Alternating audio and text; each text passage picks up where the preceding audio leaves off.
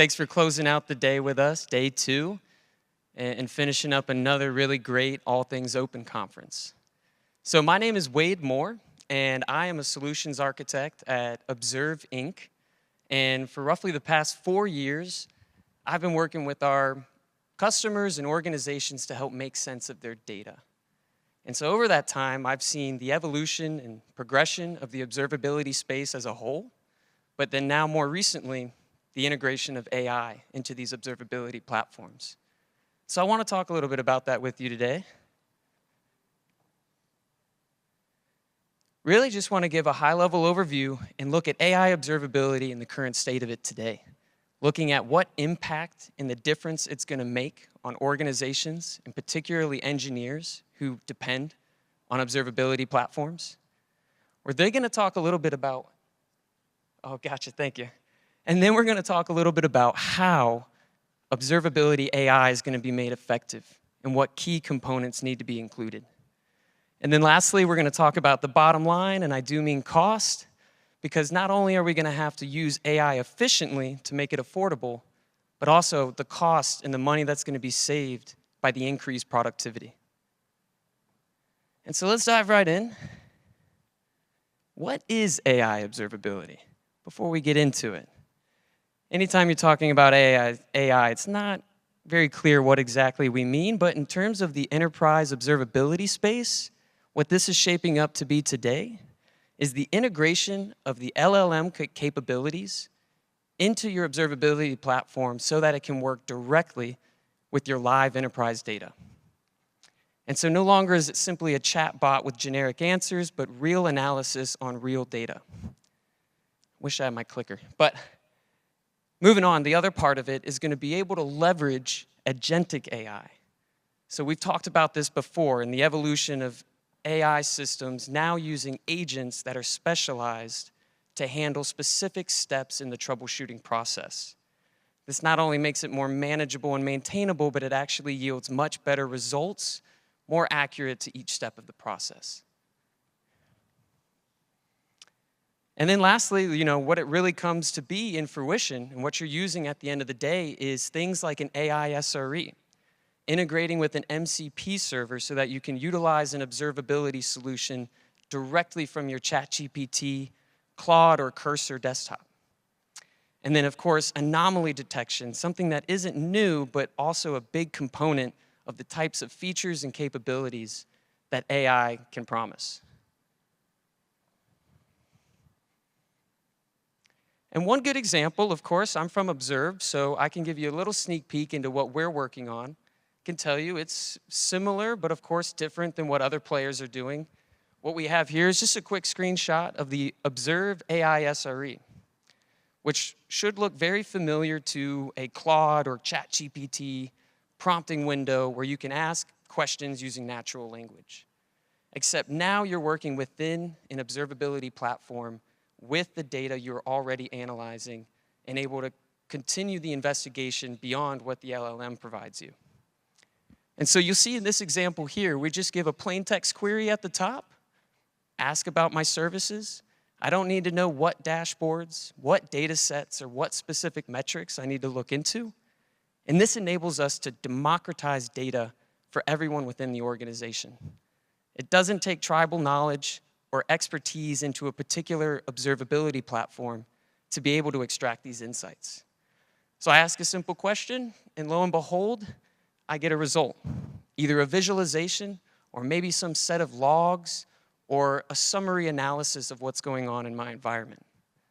And what you'll notice, a little specific to Observe, is that we're first searching a knowledge graph. And we'll talk a little bit more about that in a second. But that's a key component to AI being effective in these live systems with a ton of different data from different places. We need to understand how that data is correlated to one another by searching through a knowledge graph.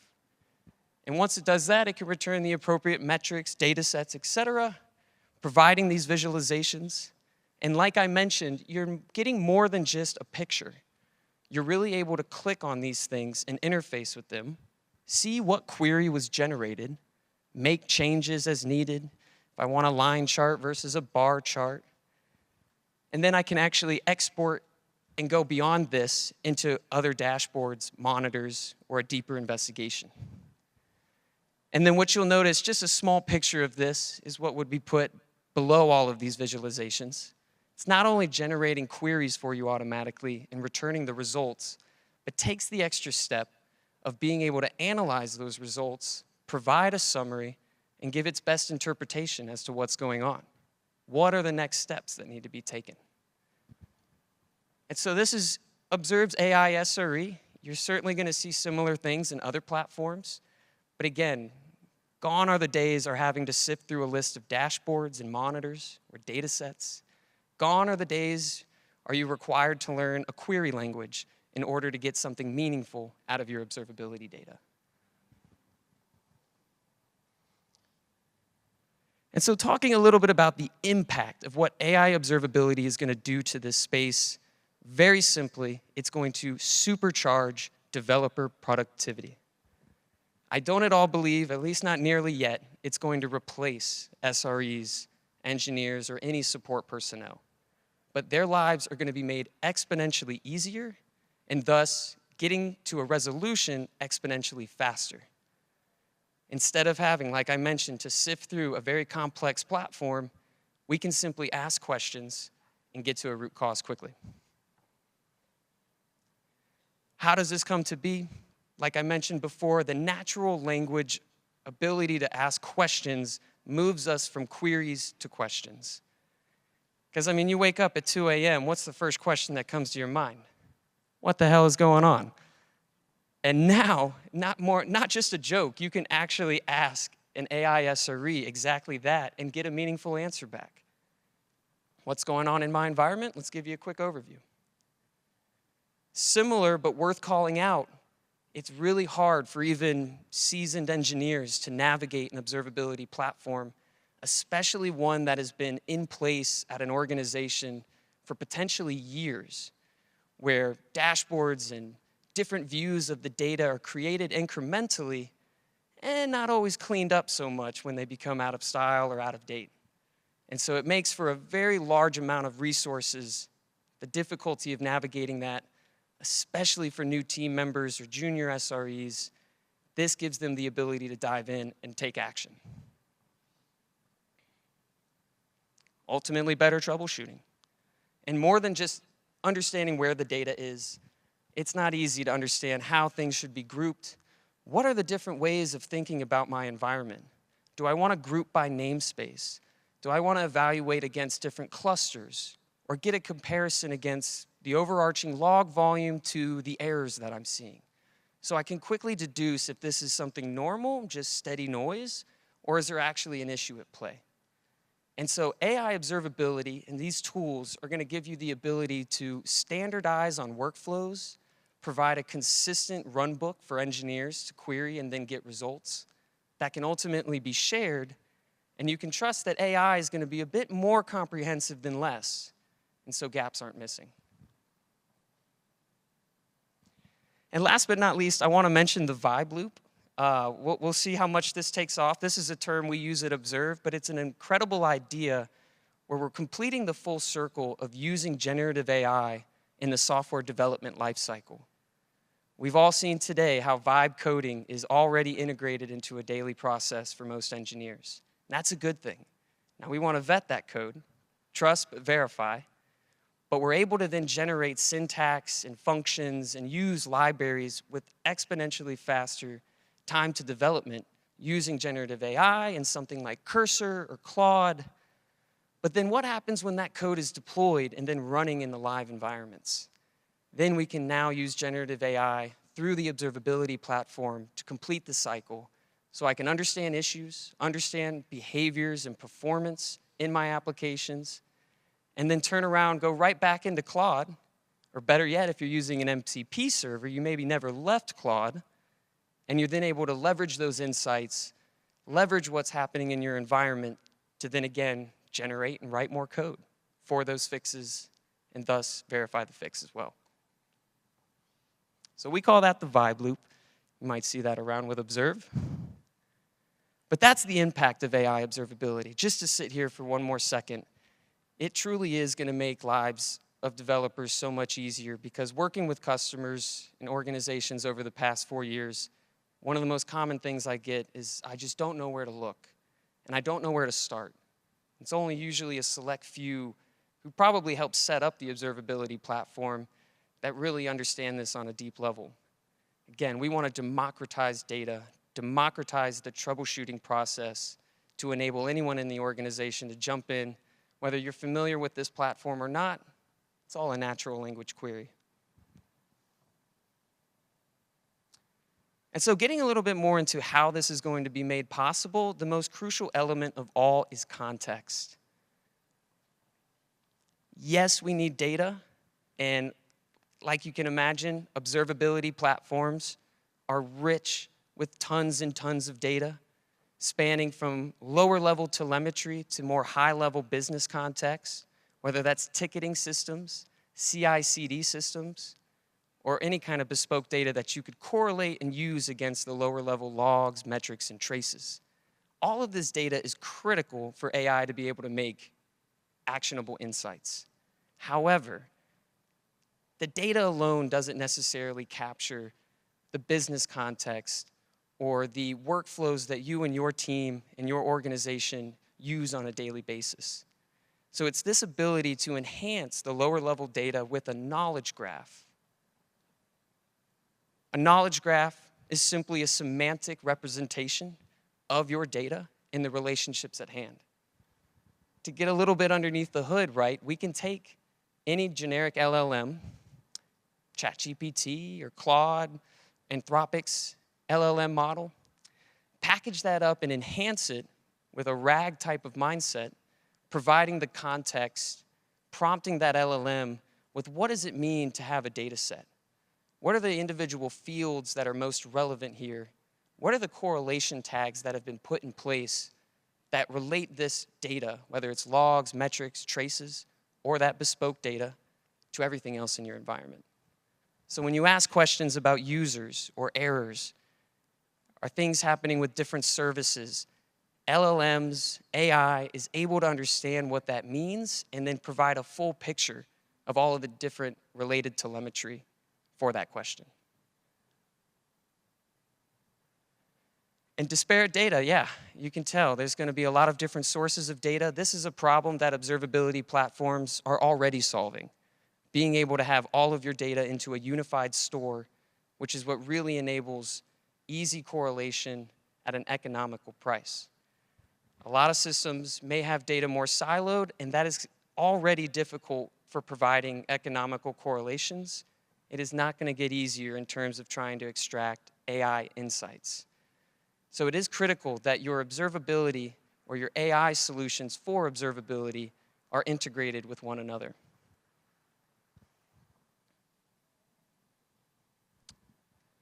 And right, I talked about the bottom line. We want to amplify insights, not cost. It feels like today we'll pay any price tag for AI, but that is surely coming to an end. Already, enterprise organizations are starting to provide these solutions as a paid-for service, and thus the number of queries, the amount of compute that you're going to use will be billed. But this also comes back to storing the data. Again, a problem with observability solutions today, we need to be able to store massive amounts of data economically and for a longer retention. AI is not going to be satisfied with looking at data over the last 3 days because you can't handle longer retention. We're going to need economical, modern architectures.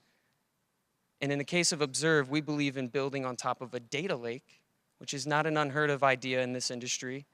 And it's that ability there which gives you better cost, separation of compute and storage, but also the flexibility to use and manipulate this data in any which way or form.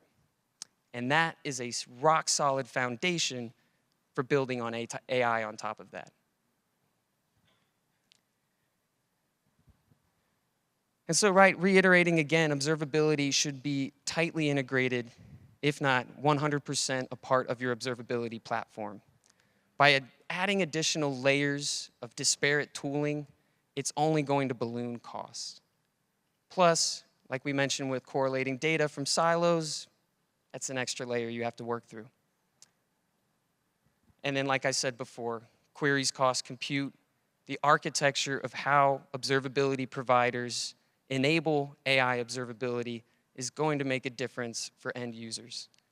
If you're familiar with the observability space today, costs are a very big component, especially for large organizations who are spending an incredible amount of money on these different solutions. It is only second or third to the cloud provider bill. And so now trying to leverage AI, it's going to be incredibly important that you're using a system or architecture that is optimized to provide these capabilities at a reasonable price so that the value makes sense. And then what I want to highlight as well is how much money is going to be saved by having improved the troubleshooting process, by having to reduce the amount of training and expertise required to take advantage of observability platforms. It's not so much directly affecting the bottom line, but in an indirect way, these are really going to show a big difference in how engineering organizations are productive. And just kind of click on this once more. This isn't a question about what do you want to do with AI. Certainly everyone out there has some goals or initiative associated with what they're going to do with AI. But if we ask IT executives who are responsible for operations or system administration, what are your top goals regardless of AI? And we see that it is mostly cost optimization, go figure, but also platform resilience and operational resilience. How can we have less downtime? How can we have our engineers and developers focusing on making new features as opposed to troubleshooting? And this is where AI observability is going to start to make huge improvements on the engineering organizations that employ this.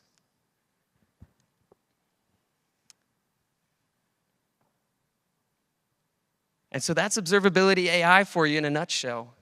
It's going to dramatically supercharge productivity in engineering organizations, particularly with the software development lifecycle.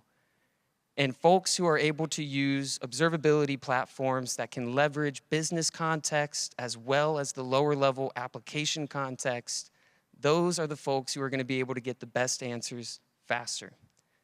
And then the cherry on top is using a solution that you can actually afford and that ultimately provides you enough value to save you money.